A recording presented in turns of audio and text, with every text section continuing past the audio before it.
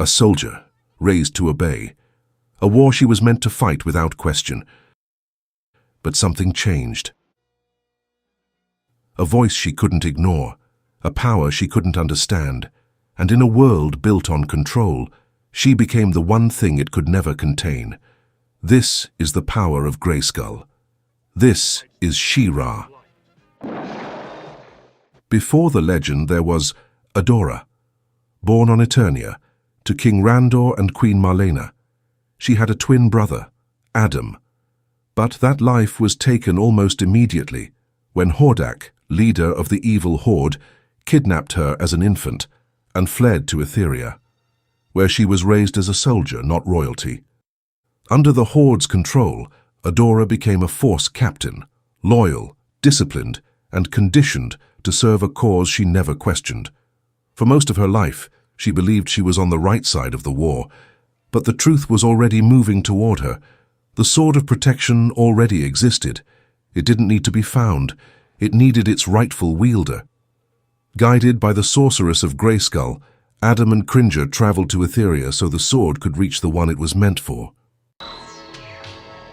When Adora touched the sword, everything changed. Through the jewel, the sorceress of Grayskull revealed the truth. She had been taken from her real family, and she had a twin brother. In that moment, the illusion shattered. What she once called duty was control, but it no longer defined her. Adora made her choice, not the Horde, not the past, something greater. And as she spoke the magical words, "For the honor of Grayskull!"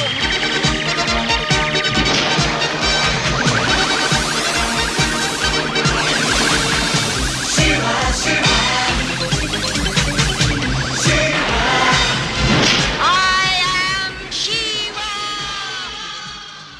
the transformation was complete. 6 feet 6 inches, 98 kilograms of battle-ready muscle. She stood revealed, her presence alone commanding the battlefield. But She-Ra was never meant to stand alone. With the sword of protection, she awakened a loyal companion, Swift Wind, a winged horse with a mind of his own, fast, powerful, and fiercely devoted. Together, they take the battle to the skies, striking from above and moving faster, hitting harder.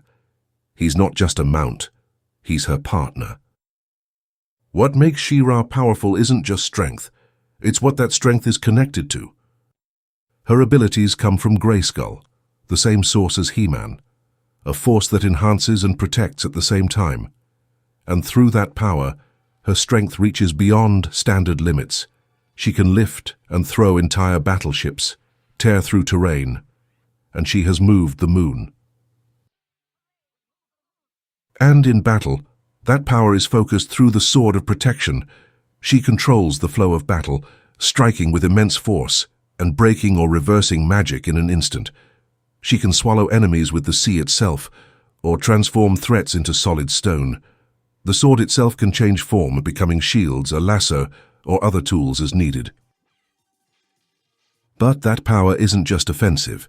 Her body operates beyond normal limits. Even when pushed to the brink, she keeps going, enduring damage that would stop anyone else, and when it's over, she recovers, restoring herself and even others through direct contact.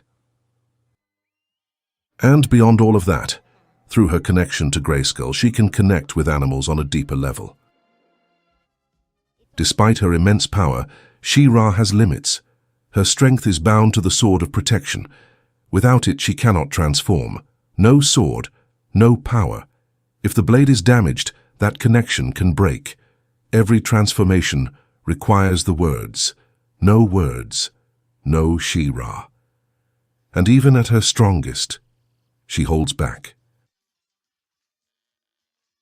She is not just power, she is control over it.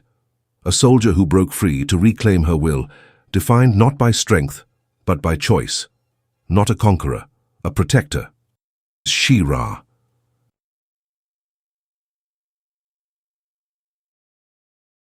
That's She-Ra. Power guided by choice, not conquest.